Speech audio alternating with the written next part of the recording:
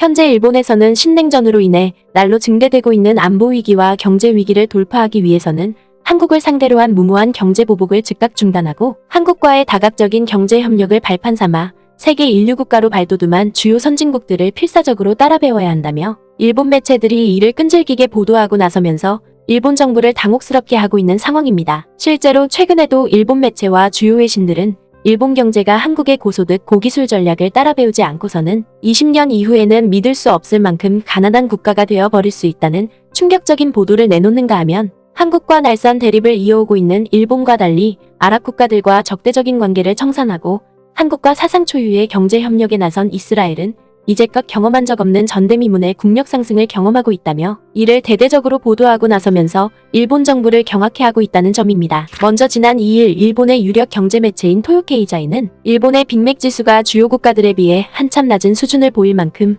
일본의 임금 수준이 끝없이 추락하고 있다며 거센 분통을 터뜨렸습니다. 이는 빅맥 제품을 얼마를 주고 구입하는 지를 놓고 각국의 구매력을 측정하는 빅맥 지수에서 일본이 가장 낮은 점수를 받아들었다는 것입니다. 실제로 일본 매체가 공개한 빅맥 지수를 자세히 살펴보면 스위스와 미국의 빅맥 지수가 일본보다 무려 2배 이상이나 높고 한국과 중국 또한 일본을 앞지르고 있다는 사실이 매우 적나라하게 나타나 있습니다. 뿐만 아니라 이 매체는 아이폰 구매에 있어서도 일본의 구매력이 급속도로 추락하고 있다고 한탄했습니다. 바로 일본의 후생 노동성이 발표한 신규 대학 졸업자들의 평균 월급은 22.6만 엔에 이르는데 이는 아이폰의 최신 기종 중에서 그나마 보통 성능의 스마트폰을 간신히 구매할 수 있지만 그 이상을 구매했다가는 식대조차 남지 않는다는 것입니다. 그러면서 일본 매체는 일본의 평균 임금이 한국을 비롯한 주요 선진국들보다 한참 낮은 수준을 보임으로써 결국에는 노동 생산성마저 급격하게 후퇴하고 있고 이로 인해 세계 각국과의 기술 경쟁에서도 끝모를 쇠퇴를 거듭하고 있다고 비판했습니다. 급기야 일본 매체는 합당한 임금 인상을 통해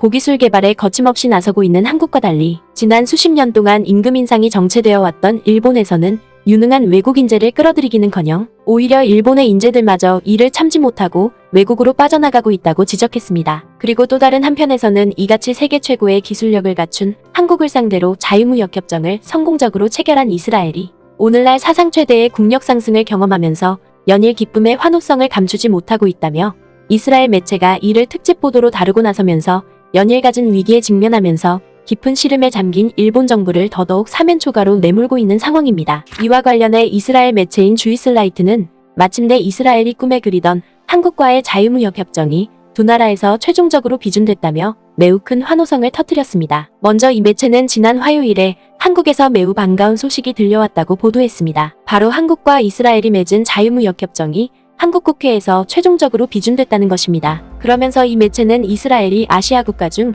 유일하게 한국과 맺은 FTA 협정은 오는 12월 1일부터 정식으로 발효될 예정이라고 보도했습니다. 특히 이스라엘 매체인 주이슬라이트는 그동안 연간 35억 달러에 달했던 한국과 이스라엘의 무역 규모가 이번 FTA 비준을 통해 더 확대될 것으로 예상되는 가운데 이스라엘 정부가 이를 두고 매우 기대에 찬 입장을 밝혔다고 보도했습니다. 한국은 세계 11위의 경제 대국이다. 그리고 한국이 글로벌 메이커라는 사실을 아는 사람은 그리 많지 않다. 하지만 한국은 많은 기술을 생산하는 매우 혁신적인 국가임은 분명하다. 무엇보다 이스라엘 매체는 최근 자국의 경제산업부가 밝힌 바에 따르면 한국과 이스라엘이 맺은 FTA는 크게 두 가지로 혜택을 보게 될 것이라고 보도했습니다. 바로 이스라엘에서 한국으로 수출되는 모든 품목이 면세 대상에 포함되는 동시에 한국 제품 또한 이스라엘에서 모두 관세가 면제된다는 것입니다. 실제로 당장 한국에서 이스라엘로 수출되는 한국산 자동차만 놓고 보더라도 기존의 7%가 적용되던 관세가 이번 FTA 비준으로 인해 모두 면제받게 됐다는 것입니다. 수입 측면에서 가장 중요한 것은 자동차다. 현대와 기아차 같은 한국산 브랜드는 이스라엘에서 인기가 매우 높다. 이제 해당 차에 대한 관세가 즉시 철폐될 것이다. 그리고 이 매체는 12월 1일에 공식적으로 발효될 두 나라의 자유무역협정은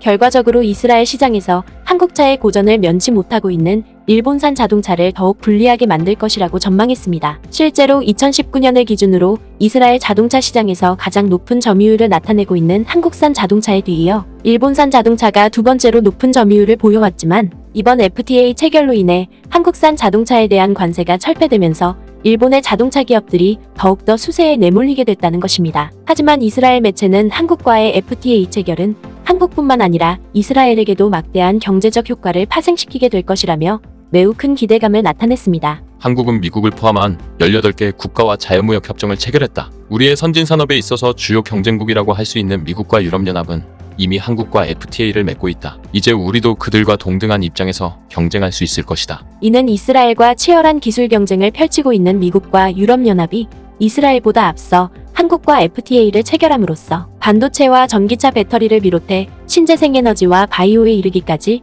광범위한 기술 협력을 추진해온 사실을 비춰봤을 때 한국과 FTA를 비준한 이스라엘 또한 마찬가지로 이제는 한국과 더 긴밀한 기술 협력을 추진할 수 있다는 점에서 미국과 유럽연합의 버금가는 세계 최고의 기술 강대국으로 발돋움할 수 있게 됐다는 것입니다. 실제로 이 매체는 한국과 FTA를 맺기 전까지 이스라엘의 기술 경쟁력은 미국과 유럽연합에 밀려 서서히 쇠락해왔었다고 보도했습니다. 지난 몇 년 동안 우리는 자유무역 협정의 혜택을 누려온 유럽 제품에 의해 서서히 시장 점유율을 빼앗기고 있었다. 우리는 유럽 사람들에 비해 핸디캡에 직면해 있었다. 때문에 이 매체는 한국과의 FTA 협정 체결이 비단 한국뿐만 아니라 이스라엘에게도 엄청난 축복을 안겨줄 것이라고 치켜세웠습니다. 특히 이스라엘 매체는 여기에 더해 한국과 이스라엘의 FTA 비준은 결과적으로 이스라엘의 국가적 위상에도 상당한 영향력을 미치게 될 것이라고 전망했습니다. 이는 사우디와 아랍에미리트를 비롯해 심지어 이란에 이르기까지 주요 아랍 국가들과 각별한 우호 관계를 유지해온 한국을 상대로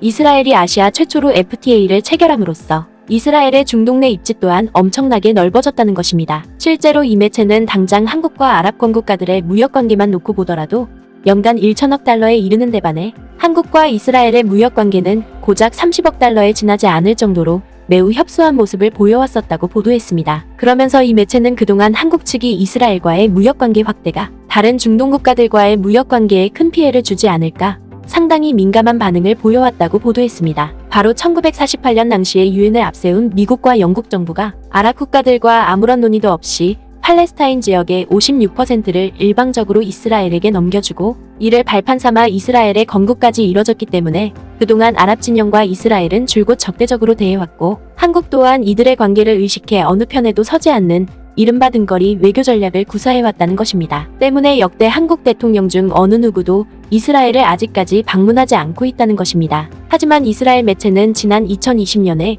이스라엘과 여러 아랍 국가들이 체결한 아브라함 협정은 한국의 외교 전략에도 큰 숨통을 틔워주는 계기가 됐다고 보도했습니다. 이는 그동안 이스라엘과 적대적인 관계를 유지해왔던 아랍에미리트와 바레인 정부가 미국의 중재 아래 마침내 이스라엘과 역사적인 평화협정 체결에 나섬에 따라 결과적으로 한국 또한 이스라엘과 마음 놓고 자유무역 협정을 체결할 수 있었다는 것입니다. 뿐만 아니라 이스라엘과 아랍에미리트는 여기서 한 발 더 나아가서 두 나라 사이의 FTA 체결은 물론이고 한국을 중심으로 하는 삼각동맹까지 구축하고 나섬으로써 중동 지역의 영내 질서마저 재빠르게 재편하고 있다는 것입니다. 한국은 걸프 국가들이 아브라함 협정을 체결하고 심지어 아랍에미리트와 이스라엘이 FTA를 체결하는 장면까지 목도했다. 때문에 이스라엘과 아랍에미리트에 더해 한국까지 함께하는 삼국교역이 발전하게 된다면 한국과 아랍에미리트는 팔레스타인 자치정부를 상대로도 투자를 단행할 수 있다는 점에서 그동안 한국이 가져왔던 우려를 확실히 줄일 수 있을 것이다. 그러면서 이스라엘 매체는 두 나라의 FTA 체결이 여러 우여곡절을 겪어왔던 만큼